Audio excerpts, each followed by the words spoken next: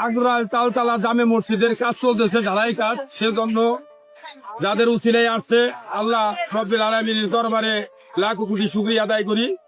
এবং সবাই সহযোগিতা করছেন।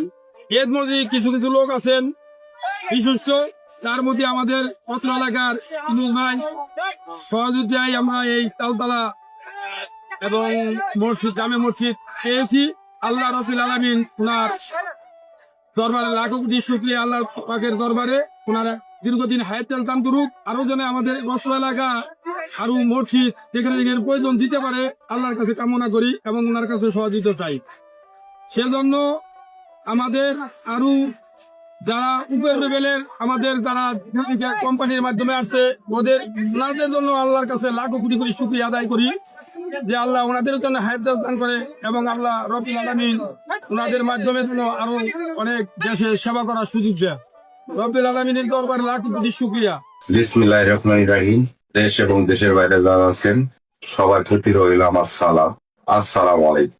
আজকে যে মসজিদটা ঢালার কাজ চলতেছে, এই মসজিদটা ঢাকা ধামরাই রয়্যাল ইউনিয়ন বহুতফুল আগ্রোয়াল তালতলা জামে মসজিদে ঢালার কাজ হচ্ছে। দেশ এবং দেশের বাইরে যারা আছেন তাদের কাছে আমি দোয়া প্রার্থনা করি ভালো ভালো কাজ করতে পারি।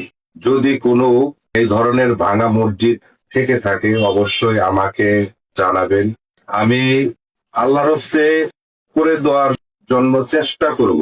আল্লাহ তাআলার কাছে তাদের জন্য দোয়া প্রার্থনা করি, আল্লাহ তাআলা তাদেরকে নেক হায়াত দান। এবং যদি অবহেলিত মসজিদ থেকে থাকে অবশ্যই আমাকে নক করবে। আমার নাম মেহেদী হাসান ইউনুস। সবাই ভালো থাকবেন, সুস্থ থাকবেন এবং প্রবাসী ভাইদের জন্য আমার পক্ষ থেকে দোয়া থাকবে।